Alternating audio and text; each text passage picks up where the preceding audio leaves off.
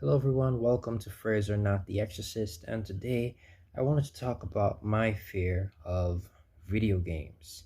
Now, this started back when I was a kid, ever since I was small, and the first time that I even discovered what video games are, the first like game console I ever saw was the PlayStation 1 that my big brother had borrowed from a friend.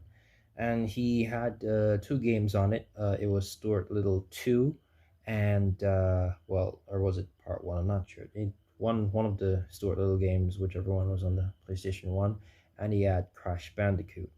And what influenced me and the way how I felt about video games ever since then was like dying in those games, but particularly the stories, because Stuart Little was a 3D platformer and Crash Bandicoot was also a 3D platformer. So there's not really like sort of arcade mode or anything like that to play, and like of course those aren't like really serious games or anything, but since I don't know what it was. I think it's just because I was small at the time, just the concept of like dying like that and seeing Crash's soul go up to heaven and stuff like that, and seeing a little mouse Stuart get hurt.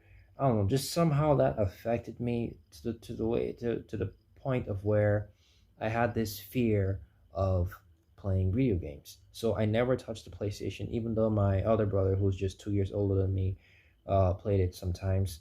I never touched the PlayStation because I was scared to play the games, and it was largely because of the dying and I don't know what it was. I just got so connected to the story, to like when the character died, like it really made me feel bad or something like that.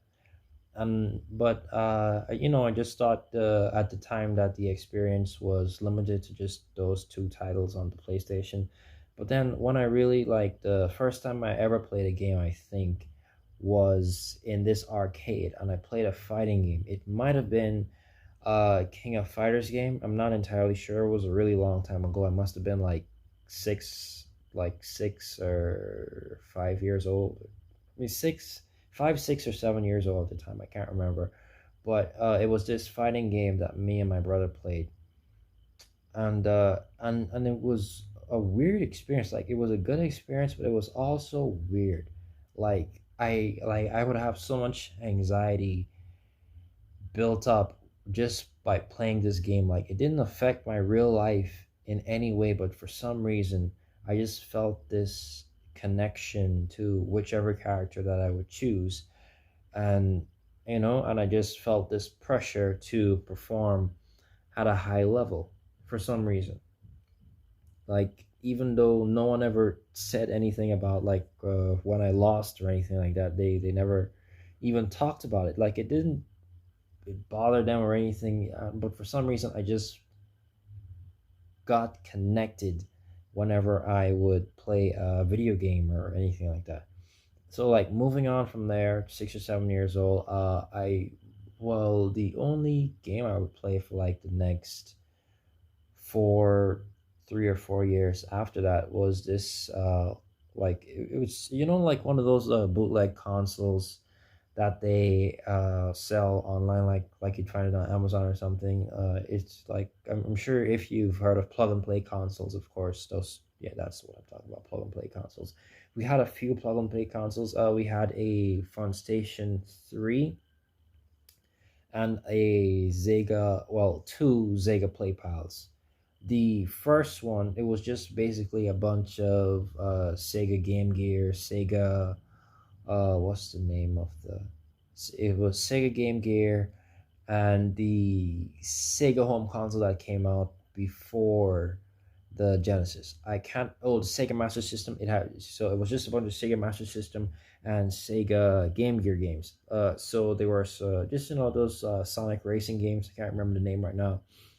Some Sonic racing games. They didn't have Ninja Gaiden, but anyway, the games themselves don't matter. It's just that like even though like those systems came with a bunch of games on them, like some of course they like claim to have like 100 or 1,000 games on them, but it would just be like different color palettes of the same like 20, 30 games at best. And and I would like only play like two or three of them because those were the ones that didn't have any sort of like story to it, right? And of course, like being those old gaming consoles, like there weren't save features or anything like that. So when you die, like the amount of times that they allowed you to die, then you'd have to start the whole game over again. And that and again, just like with my previous experiences, I had this connection with the characters.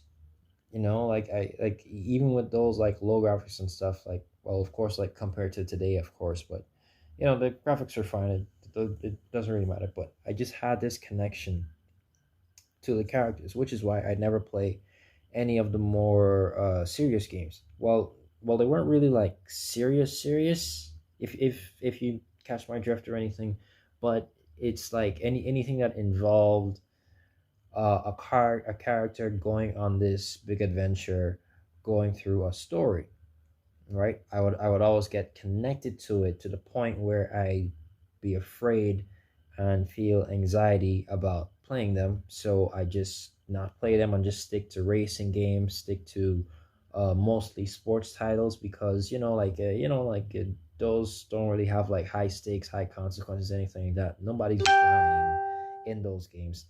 Sorry about that. Anyway, well, if you even heard that in the first place. So moving on from those like plug and play consoles, right? That's when I got into high school. Well, around high school, like or like right before high school, like in the fifth and sixth grade.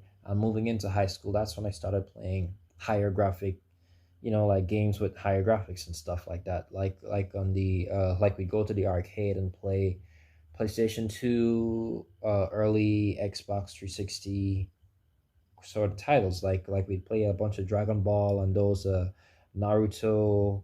What do they call again?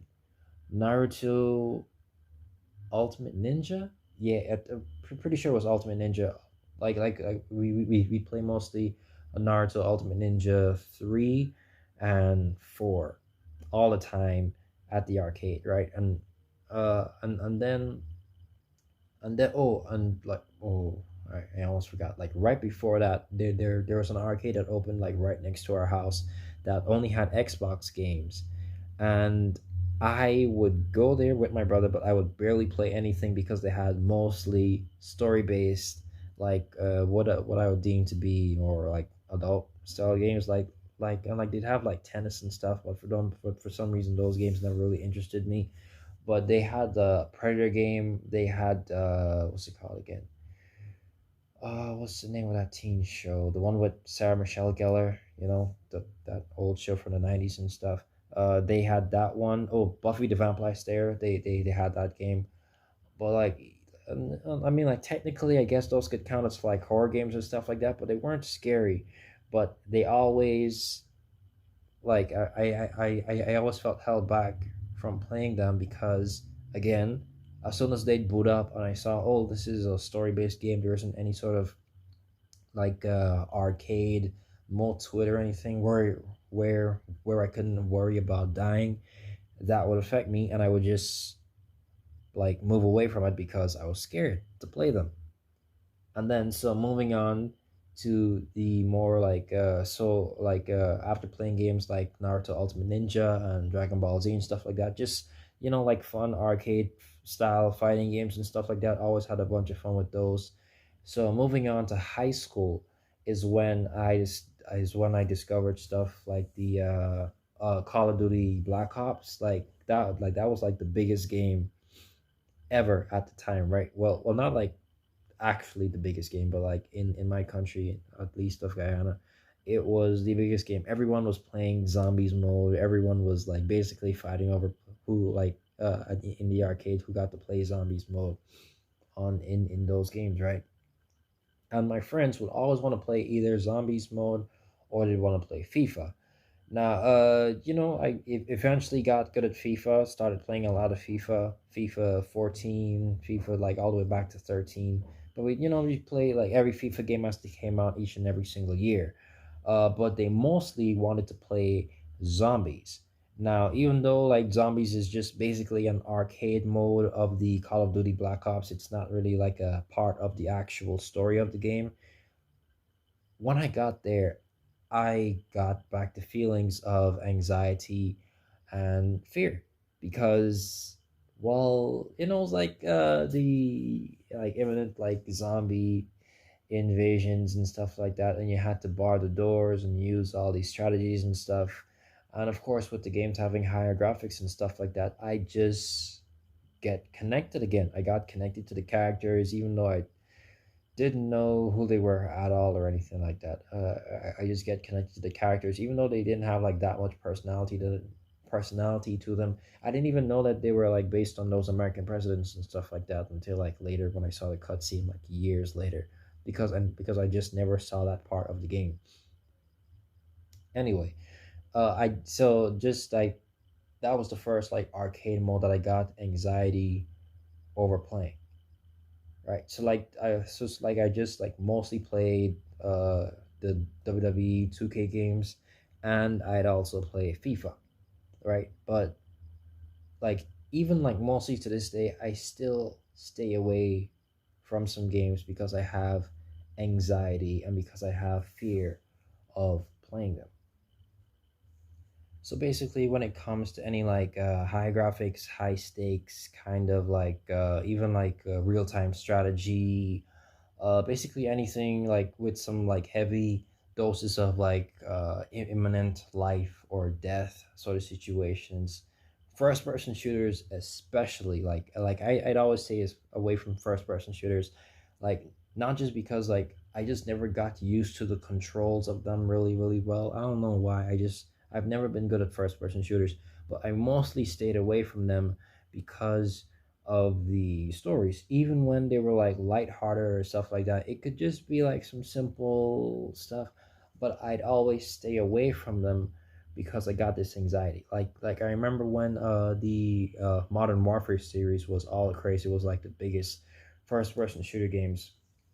Everybody was playing them online and stuff like that. And my friends, along with like the regular zombie mode, would mostly play like Nuketown, and they play on the ship and all and shipment and stuff like that, right?